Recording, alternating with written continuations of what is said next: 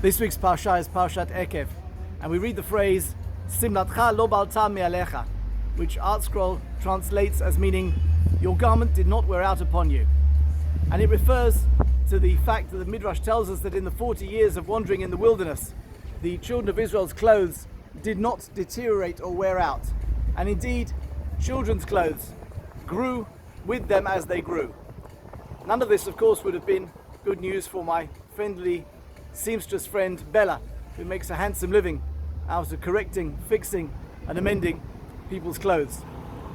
Interestingly, the phrase is mentioned again by the prophet Nehemiah when he is also talking about a return from exile. However, the King James Bible translates the phrase as their clothes waxed not old. I'll leave it to you as to which translation you prefer.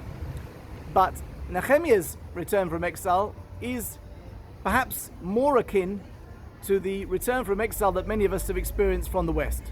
Nehemiah was a senior official. He was the cupbearer to the ruler of Persia, and he lived in Shushan of Purim fame, and he was a member of the court and high society.